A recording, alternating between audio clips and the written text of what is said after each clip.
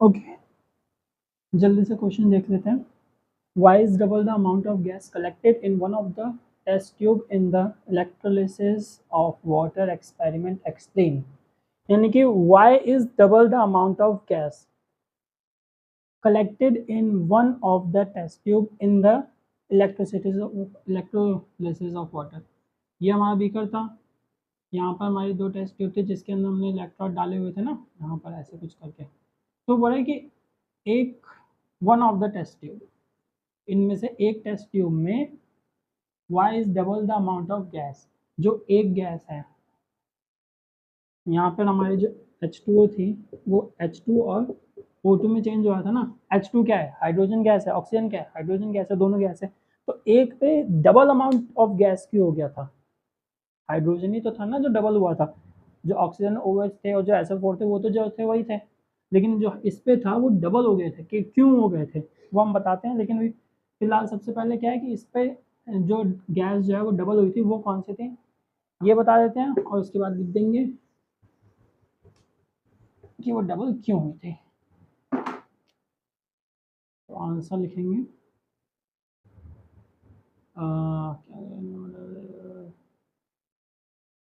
The gas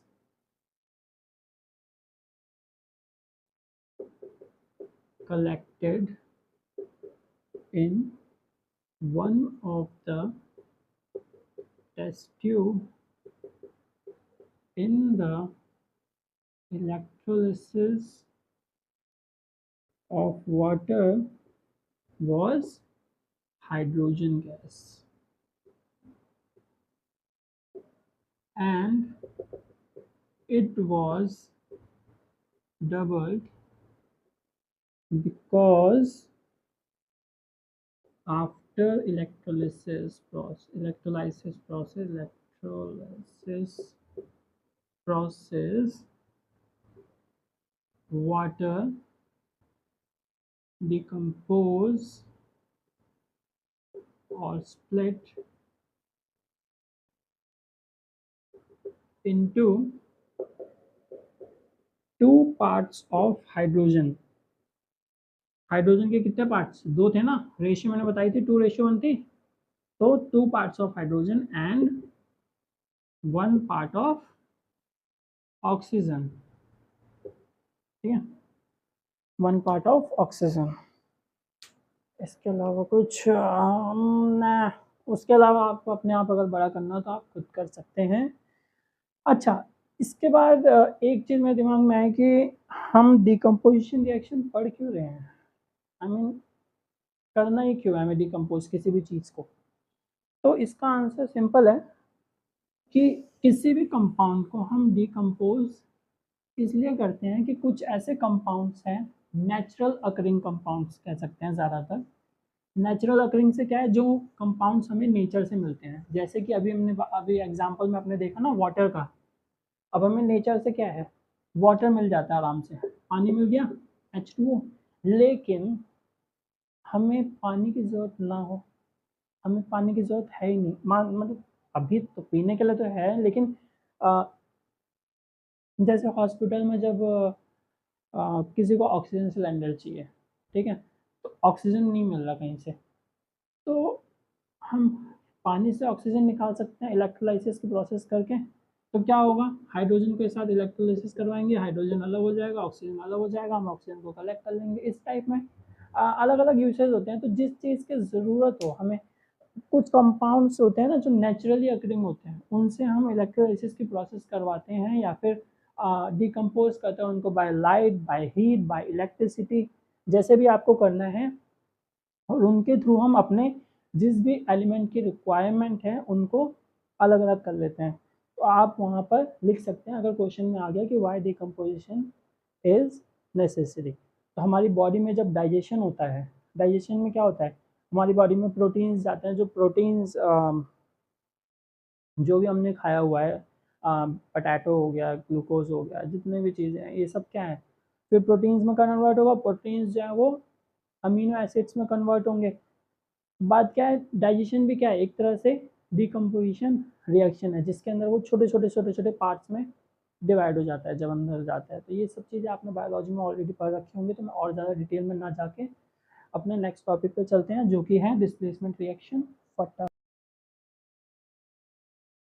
तो अब जल्दी से डिस्प्लेसमेंट रिएक्शन देख लेते हैं। मार्कर कहाँ गया? तो डिस्प्लेसमेंट रिएक्शंस क्या हैं? डिस्प्लेसमेंट रिएक्शन वो हैं जो जिन रिएक्शन में one elements take place of another element in a compound. Okay, कुछ नहीं गया दिमाग में।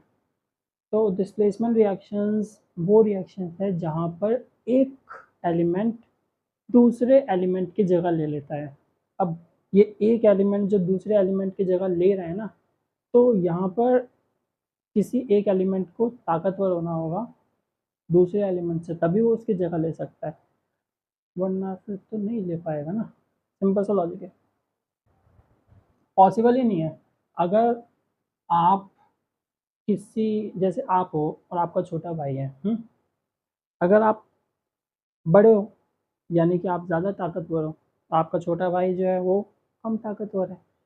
तो होता है ना घरों के अंदर, हाँ मैं बड़ा हूँ, मेरे अंदर ताकत ज़्यादा है, तो मैं तेरे को यहाँ से प्लेस कर दूंगा, ये मेरा रूम है, मैं इस रूम को लूँगा, तो दूसरे रूम में जा, वो वाला सीन। तो यहाँ पर भी वही केस हो रहा है, मेटल्स के अंदर भी यही होता है कि जो ज़्यादा ताकतवर है वो दूसरे वाले को डिस्प्लेस कर देता है। लेकिन अगर वही आपका भाई आ जाए छोटा सा और बोले कि नहीं मैं नहीं जा रहा, मैं तो इसी रूम में रहूँगा, तो क्या होगा?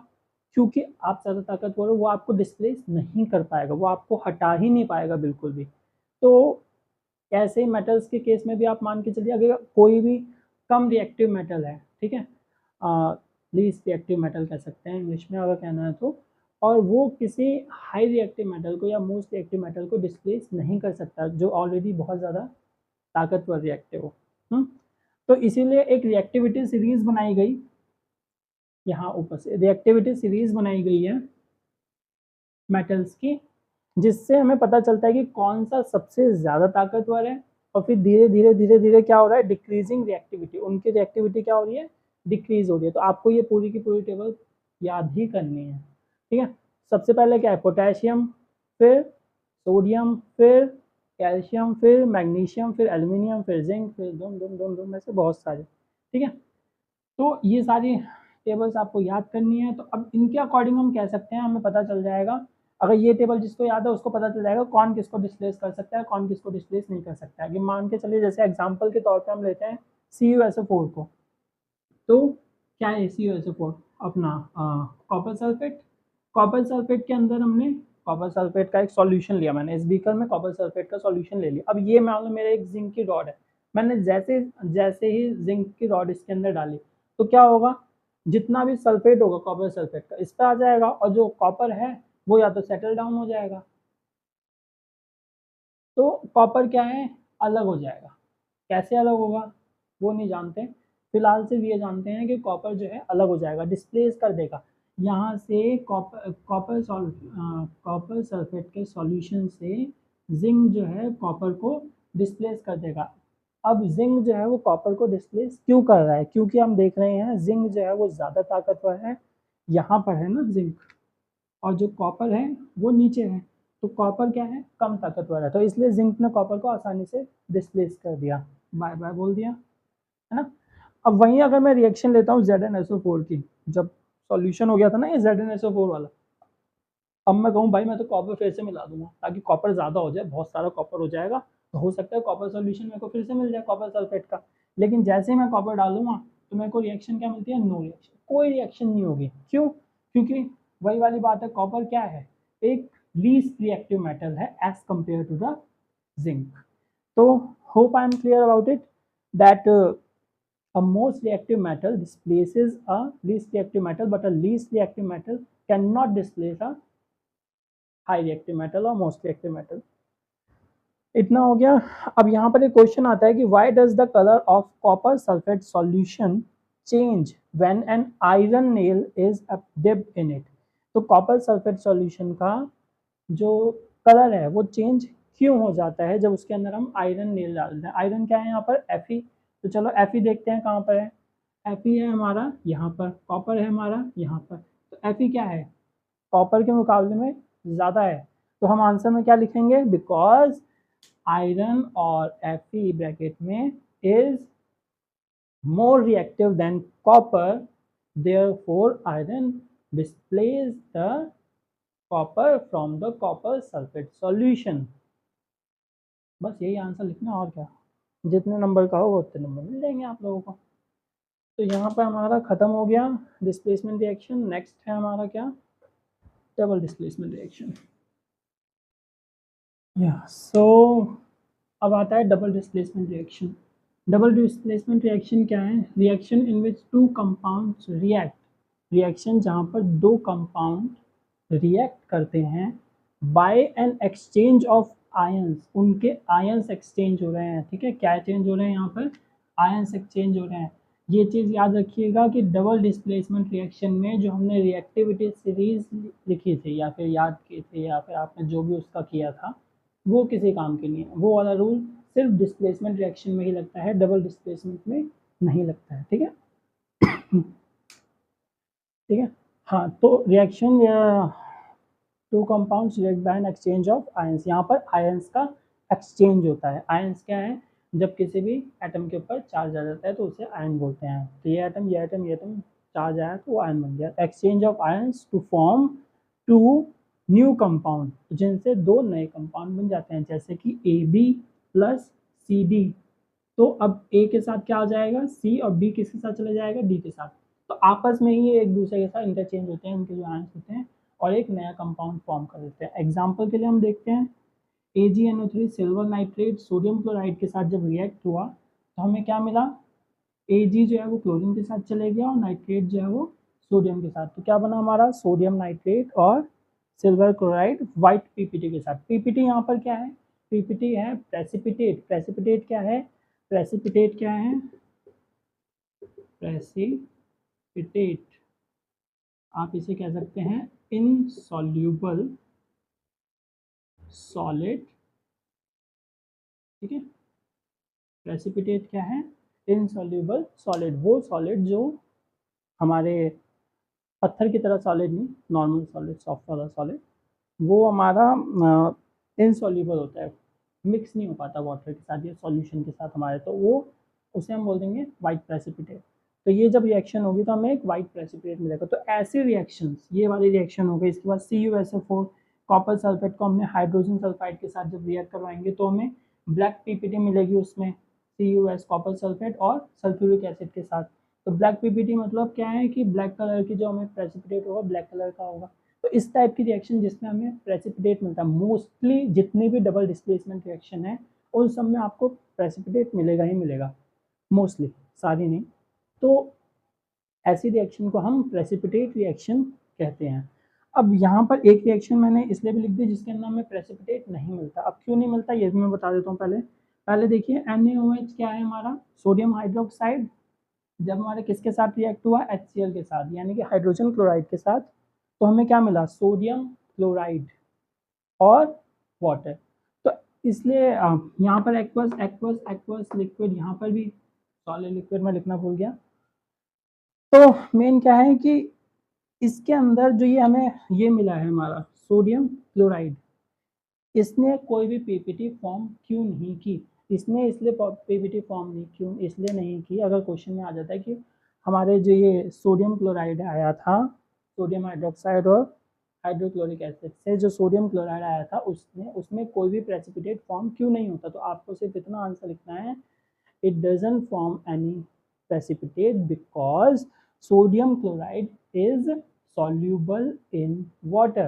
Sodium chloride is soluble in water। और सॉल्यूशन जो भी आपको दिया गया हो, यहाँ पे वाटर है तो वाटर के अंदर वो डिजॉल्व हो जाएगा। ठीक है, क्योंकि प्रेसिपिटेट होता क्या है? इनसॉल्यूबल सॉलिड, जबकि जो सोडियम क्लोराइड है वो क्या है? सॉल्यूबल है। तो इसलिए ये उसके साथ सॉल्यूबल हो जाएगा और प्रेसिपिटेट फॉर्म नहीं करेगा। तो इसके बाद आ गया हमारा ऑक्सीडेशन एंड रिडक्शन। ओके, तो स्टार्ट करते हैं। यहाँ पर क्या है? Oxidation, reduction, oxidising agent, reducing agent and redox reaction. तो ये सब जो टर्म्स हैं ये क्या क्या है, इनको अच्छे से समझते हैं। सबसे पहले तो सबसे पहले आता है ऑक्सीडेशन। ऑक्सीडेशन क्या है? ऑक्सीडेशन है जिस प्रोसेस में हमारा जो ऑक्सीजन है वो ऐड होता है। सिंपल वर्ड्स में the addition of oxygen is called oxidation. सबसे आसान। तो ऑक्सीजन का ऐड होना ही ऑक्सीडेशन है। या फिर दूसरे टर्म्स में अगर हम कहना चाहें कि कई बार होता है, कई रिएक्शंस होती है जिसमें ऑक्सीजन ऐड नहीं हो रहा होता है। ऐसे भी रिएक्शंस हैं जिसमें ऑक्सीजन है ही नहीं, वहाँ पे फिर वहाँ पे हमें किसे देखना पड़ता है? हाइड्रोजन को। ठीक है। बाकी इसके बारे में आप 11th क्लास में और डिटेल में पढ़ेंगे कि ये जो है थोड़ा पुराना कॉन्सेप्ट हो चुका। सबसे पहले जो ऑक्सीडेशन और रिडक्शन को हम डिफाइन करते थे वो इसी तरीके से करते थे, लेकिन आज की डेट में ऑक्सीडेशन और रिडक्शन को हम कैसे डिफाइन करते हैं वो एक नया तरीका है। तो उसके बारे में आपको 11th में पढ़ना है, बहुत डिटेल में पढ़ेंगे नेक्स्ट क्लास में। तो अभी सिर्फ उतना ही पढ़ते हैं जितना ज़रूरत है और जो आसान है, क्योंकि आसान चीज़ें तो अच्छी लगती है सबको। तो ऑक्सीडेशन क्या है? एडिशन ऑफ ऑक्सीजन या फिर रिमूवल ऑफ हाइड्रोजन। इसी तरीके से जो रिडक्शन है, रिडक्शन मतलब क्या है? रिड्यूस होना, कम होना। किसका कम होना? ऑक्सीजन का कम होना। तो रिडक्शन क्या होगा?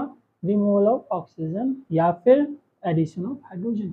हाइड्रोजन का एडिट होना, तो एडिशन ऑफ हाइड्रोजन या फिर removal of oxygen is called reduction. इसके बाद आता है oxidising agent. Oxidising agent, agent word से आपको समझना चाहिए कि कोई ऐसा बंदा जिसकी वजह से कोई भी चीज़ ऑक्सीडाइज हो रही है।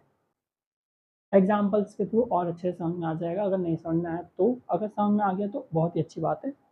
ऑक्सीडाइजिंग एजेंट क्या है? The substance which gives oxygen और removes hydrogen is called oxidising agent, या फिर the substance which gives oxygen in oxidation होना चाहिए।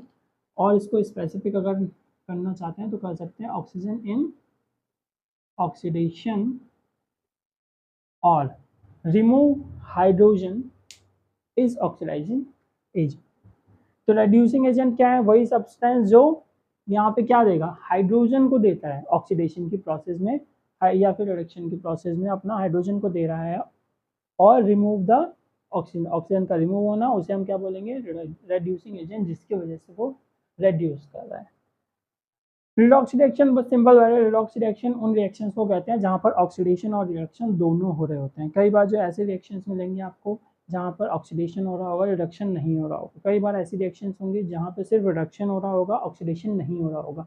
और मोस्टली ज़्यादातर जो रिएक्शंस होती है वहाँ पे ऑक्सीडेशन और रिएक्शन दोनों होता है। तो मैक्सिमम रिएक्शंस जो होंगे केमिकल रिएक्शंस, केमिस्ट्री में जो मैक्सिमम रिएक्शन है वो रिडॉक्स रिएक्शन ही होती है। ठीक है, मोस्टली। तो एक एग्जांपल मैंने लिया है रेडॉक्स रिएक्शन का, जिसके अंदर ऑक्सीडेशन और रिडक्शन दोनों हो रहे हैं। तो इसके अंदर देखिए CuO से वो Cu हो रहा है, तो यहाँ से यहाँ गए, तो यहाँ पे क्या हो रहा है? ऑक्सीजन का रिडक्शन हो रहा है। तो अगर मैं बात करूँ यहाँ पे रिडक्शन की, ऑक्सीडेशन की, ऑक्सीडाइजिंग एजेंट की और रेड्यूसिंग एजेंट की, तो वो कौन कौन होगा?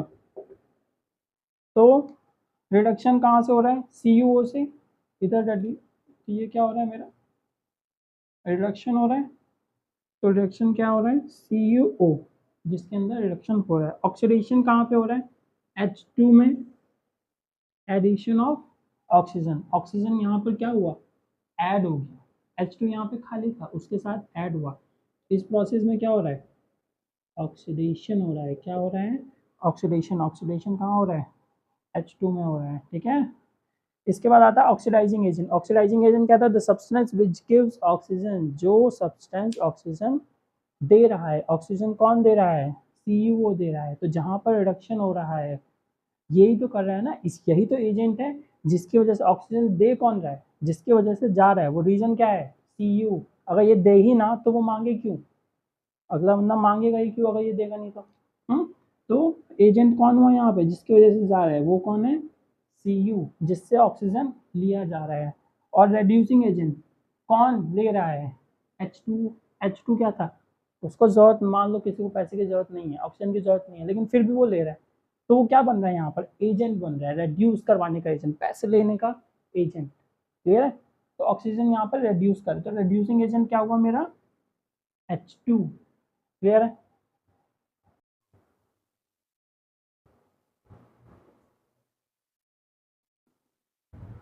अब हम पढ़ेंगे इफेक्ट्स ऑफ ऑक्सीडेशन रिएक्शन। हाँ सही है, ठीक है। तो effects of oxidation reactions in everyday life. आसान सी लाइन है यार, समझ में तो आई गई होगी तो आप लोगों को। क्या ये बताना है इसमें?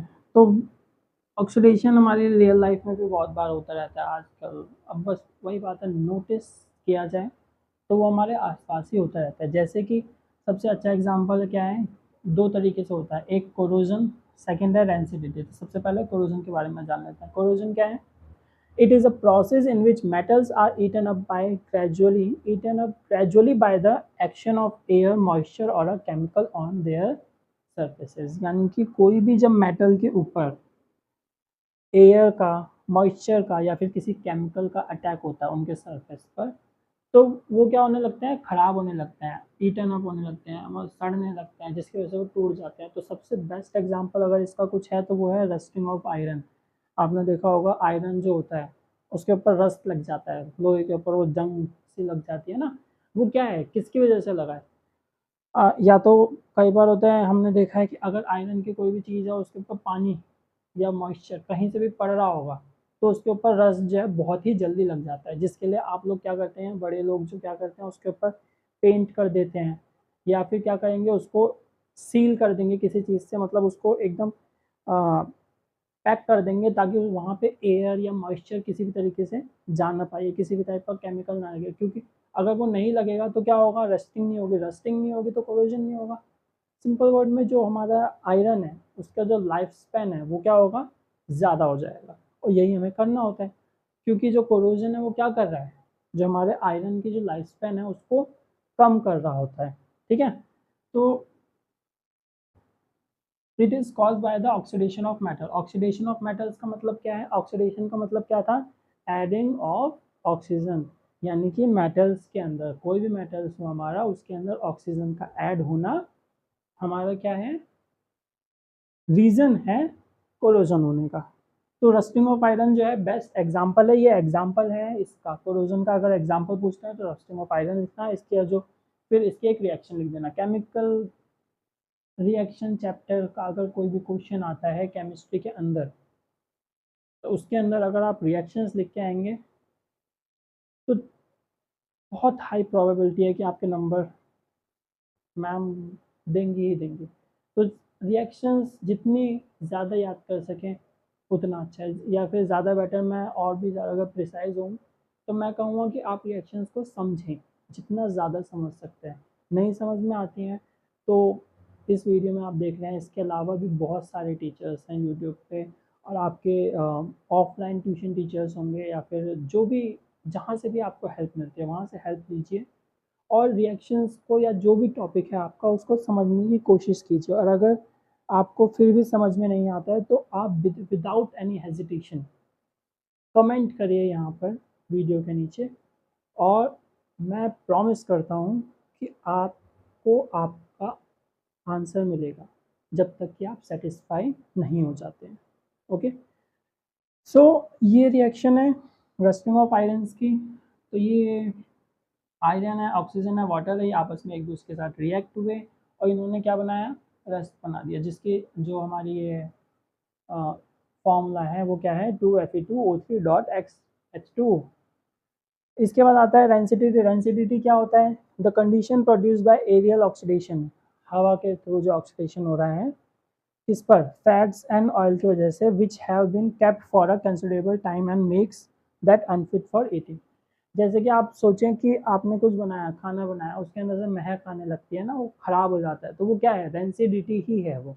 ठीक है, तो रेंसिडिटी का मतलब क्या है, आपके खाने का खराब हो जाना। वो कैसे खराब हुआ, एरियल ऑक्सीडेशन की वजह से, उसके अंदर ऑक्सीडेशन की प्रोसेस हो गई, ऑक्सीजन जाके उससे रिएक्ट हो गया। अब कहेंगे आपकी जब हम गर्म करते हैं उस टाइम पे तुरंत तो नहीं होगा, लेकिन अगर आप उसे कुछ टाइम के लिए रख दें वहाँ पर, जैसे होता है ना, condition produce by aerial of fat and oxygen which have been kept for a considerable time, एक कंसिडरेबल टाइम के लिए आपने रखा है, तो वो क्या होगा, खराब होगा। तो इसीलिए उसको हम क्या करते हैं, फ्रिज में रख देते हैं। वो तो आगे आएगा, प्रिवेंशन हम कैसे कर सकते हैं, अगर ना रखा जाए, किचन में ही हम पड़े रहने दें उसको, तो वो क्या होगा, वो खराब हो जाएगा। ठीक है, और यहाँ पे हम उस लेवल पे नहीं पहुँचे कि जब उस पर माइक्रो ऑर्गेनिज्म का अटैक हो चुका है। एक चीज़ और ये वाली देख लेना कि रेंसिडिटी जो है माइक्रो ऑर्गेनिज्म के अटैक की वजह से नहीं हो रहा है। रेंसिडिटी जो है वो एरियल ऑक्सीडेशन की वजह से हो रहा है, ठीक है। एरियल ऑक्सीडेशन की वजह से खाने का खराब होना और माइक्रो ऑर्गेनिज्म का खराब होना, माइक्रो ऑर्गेनिज्म की वजह से खराब होना, दोनों अलग अलग बातें हैं। सबसे पहले एरियल ऑक्सीडेशन का अटैक होता है फैट्स एंड ऑयल्स के ऊपर, तो वो स्मेल करने लगता है, ठीक है। फिर जब वो खराब होने लगता है तो फिर भी आप उसको क्या करेंगे, अगर मान लीजिए छोड़ देते हैं, फेंक देते, तब उस पर माइक्रो ऑर्गेनिज्म अटैक करेंगे, ठीक है। तब वो उसके ऊपर बैक्टीरिया या जो भी फंगस वगैरह लगना होगा वो तब लगेगा। तो वो रेंसिडिटी के बाद की प्रोसेस है, ठीक है। हम्म तो अब प्रिवेंशन क्या है, इसके प्रिवेंशन क्या है, by adding antioxidants BHT and BHA। BHT क्या है, और पहले तो ये देख लीजिए ये दोनों क्या है, एंटीऑक्सीडेंट है। एंटीऑक्सीडेंट क्या होता है, एंटीऑक्सीडेंट जैसे हमारे पास एंटीवायरस का काम क्या होता है कि वायरस को दूर रखना। एंटीऑक्सीडेंट का काम क्या होगा, जब भी ऑक्सीजन उस पर्टिकुलर थिंग में या जिस भी फूड स्टफ में आपने चीज़ को रखा है, सामान को, जैसे कि मान लीजिए एग्जाम्पल के लिए कोई भी फूड आइटम आप सोचिए दिमाग में, ठीक है, जिसमें गैस नहीं रखी, लिक्विड वाला सोचते हैं, जैसे जूस मान लेते हैं, ठीक है। अब अगर मैं जूस की बात करूं, जो टाइट कंटेनर में नहीं आते वो जूस, उसके अंदर आपको ये मिल जाएंगे एंटीऑक्सीडेंट, BHT और BHA। इन दोनों की फुल फॉर्म मैंने नहीं लिखी क्योंकि वो इंपॉर्टेंट नहीं है इतनी, सिर्फ BHT और BHA लिख के आएंगे तो भी आप लोगों का काम हो जाएगा। वैसे अगर पूछना है BHT की फुल फॉर्म क्या होती है तो वो मैं बता देता हूँ। BHT की फुल फॉर्म क्या है, butylated hydroxy toluene, butylated hydroxy toluene. और BHA की क्या है, ब्यूटिलेटेड हाइड्रोक्सी एनिसॉल, ठीक है। ये दोनों क्या है, एंटीऑक्सीडेंट। एंटीऑक्सीडेंट का काम क्या होता है, जैसे ही आपने वो जूस का कंटेनर जो भी है, बॉटल्स में आ रहा है या कैन में आ रहा है, किसी भी चीज़ में जूस का कंटेनर जैसे ही आपने खोला तो ऑक्सीजन क्या होगी, उसके अंदर जाएगी। अब ऑक्सीजन जब तक नहीं गई थी उसके अंदर, वो एकदम टाइटली पैक्ड था विद दीज एंटीऑक्सीडेंट्स। तो इन एंटीऑक्सीडेंट के साथ जब वो पैक था ना, तो उसके अंदर ऑक्सीजन तो जा नहीं सकते थे, और अगर गलती से वो पहुंच भी गई तो ये पहले एंटीऑक्सीडेंट से उनको लड़ना पड़ेगा, या फिर एंटीऑक्सीडेंट ऑक्सीजन के साथ रिएक्ट करेगी और वो आपस में ख़त्म हो जाएगी, फिर आपका जो जूस है वो फ्रेश रहेगा। बट जब वो पैक नहीं है, जब एंटीऑक्सीडेंट है ही नहीं उनके पास, तो क्या होगा, फटाफट रिएक्ट होगा, रेंसिडिटी हो जाएगी, वो खत्म हो जाएगा, ठीक है। तो बाय एडिंग एंटीऑक्सीडेंट का काम मेरे को लगता है अब आपको समझ में आ गया होगा। अगला है by packing with nitrogen gas. Nitrogen gas वो चिप्स आते हैं ना, सबसे बेस्ट एग्जांपल वही है। By store in air tight container, कोई भी एयर टाइट कंटेनर में उसे स्टोर कर दीजिए, जैसे कि उसके अंदर से कोई भी चीज़, चिप्स वगैरह मिलते हैं मार्केट में जिसके अंदर से ना, चिप्स तो नहीं मिलेंगे मेरे हिसाब से, लेकिन जो कोई भी टाइट चीज़ जो टूटे ना, क्योंकि चिप्स को अगर सारी एयर निकालेंगे तो वो टूट जाएंगे, है ना। तो कोई भी ऐसे टाइट चीज़, फूड मटेरियल को आप सोच लीजिए अपने दिमाग में, तो एयर टाइट कंटेनर में हो गया, उसके अंदर सारी एयर निकाल लीजिए, ऑक्सीजन कोई भी एयर नहीं रहेगी, कोई भी चीज़ रिएक्ट नहीं कर पाएगी उसके साथ, तो उसके अंदर रेंसिडिटी नहीं होगी। उसको रेफ्रिजरेटर में रख देंगे, तब भी रेंसिडिटी जो है वो रुक जाएगी, क्योंकि उसका जो टेम्परेचर है हमने क्या कर दिया, लो कर दिया है। इसके बाद आता है by keeping away from light. Light ही नहीं पहुंचने दे रहे उसके पास, क्योंकि लाइट में क्या है, ऑक्सीजन प्रेजेंट होती है। जब हमें कहते हैं ना कि डार्क, वो दवाइयों के पीछे भी लिखा होता है, keep it in a dark and cool place, ठंडी जगह पे और डार्क प्लेस पे। ऐसा क्यों है, क्योंकि लाइट के अंदर जो रेंसिडिटी की जो प्रोसेस है वो बहुत ही जल्दी होती है ऑक्सीजन की वजह से। तो दिस वाज द चैप्टर। तो ये चैप्टर अभी यहाँ पे हमारा ख़त्म होता है। इसके अलावा मैं कुछ क्वेश्चंस देता हूँ आपको बैलेंसिंग के लिए, क्योंकि मेरे को लगता है वो क्वेश्चंस थोड़े से हार्ड हैं। तो अगले 1 मिनट में आपको क्वेश्चंस मिल जाएंगे बोर्ड पे, उन क्वेश्चंस को देखिए, अगर आप कर सकते हैं तो this was the all video for you. और अगर आपसे नहीं होते हैं तो उनके आंसर्स देखकर फिर वीडियो को क्लोज करें तो ज़्यादा अच्छा होगा। So these are the questions which you have to try.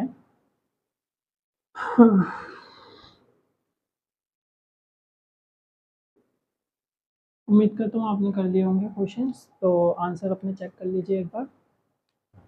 Hydrogen gas combines with nitrogen to form ammonia. Hydrogen gas क्या है? H2 plus combines with nitrogen N2 to form ammonia. Ammonia is NH3। तो क्या ये balance है? H2 H3 है तो नहीं है, तो इसको 2 से मल्टीप्लाई करेंगे, 3 2 जा 6 हो जाएगा, जबकि ये कितना है? अब हो गया 3 2 जा 6। नाइट्रोजन को देखें, यहाँ पर 2 है, यहाँ पर भी 2 है, तो अब ये बैलेंस इक्वेशन है। नेक्स्ट देखें तो hydrogen sulphide gas burn in air. Air अगर किसी को ध्यान हो या ना हो, गलत वर्ड है लेकिन फिर भी एयर जो है, हम एयर को ऑक्सीजन मान के चलते हैं रिएक्शंस में अपनी। जब भी एयर लिखा होगा आपको ऑक्सीजन लेके चलना है, ठीक है। तो hydrogen sulphide gas Burns with in air. तो हाइड्रोजन सल्फाइड क्या होता है? H2S plus air is oxygen O2 to give water is H2O and sulfur dioxide is SO2। Dioxide है ना इसलिए। तो H2S O2 H2O, और ये हाइड्रोजन यहाँ पर 2 है, यहाँ पर भी 2 है, ऑक्सीजन यहाँ पर 2 है, यहाँ पर देखें तो कितने हैं? 2 ऑक्सीजन और 3, ये ऑड नंबर में है। तो 2 मिनट ऑक्सीजन को साइड करके दूसरे सब्सटेंस को देखें अपने, तो क्या है? S यानी कि सल्फर। सल्फर एक है, यहाँ पर भी सल्फर एक ही है, तो ऑक्सीजन के पीछे जाना पड़ेगा। तो ऑक्सीजन यहाँ पर कितने थे? 2, यहाँ पर 3, यहाँ पे 2। ऑक्सीजन के अगर मैं बढ़ाऊँ नंबर, तो ऑक्सीजन का नंबर बढ़ेगा तो कितना होगा? अगर यहाँ पर मैं 2 कर दूँ, मान लेते हैं, तो ऑक्सीजन हो गए यहाँ पे 4, अब यहाँ पर भी हो गए 4, 2 2 जा 4। ओके, अब हाइड्रोजन देखें, हाइड्रोजन कितने हैं? 4, यहाँ पर हाइड्रोजन कितने हैं? 4, ठीक है। सल्फर यहाँ पर 2 है, यहाँ पर सल्फर एक ही है, तो यहाँ पर भी सल्फर को 2 कर देते हैं। अब क्या हो गया प्रॉब्लम? ऑक्सीजन के साथ हो गई है। ऑक्सीजन क्या है यहाँ पर? 2 2 जा 4 प्लस 2 6, तो यहाँ पर हटाकर 2 हम यहाँ पर क्या कर देंगे? 3 2 जा 6। और अब ये इक्वेशन पूरी की पूरी बैलेंस है। कैसे चेक कर लेते हैं? हाइड्रोजन कितने हैं? 2 2 जा 4, हाइड्रोजन यहाँ पर 4, सल्फर यहाँ पर 2, सल्फर यहाँ पर 2, ऑक्सीजन यहाँ पर 6, यहाँ पर भी ऑक्सीजन 2 2 जा 4 और 2 6। क्योंकि जो भी नंबर आगे मल्टीप्लाई होता है वो पूरी रिएक्शन के साथ या फिर पूरे जितने भी उनके एलिमेंट्स है सबके साथ होते हैं, ठीक है। Barium chloride reacts with aluminium sulfate. Barium chloride is BaCl2 reacts with aluminium sulfate Al2SO4 3 to give aluminium chloride AlCl3 plus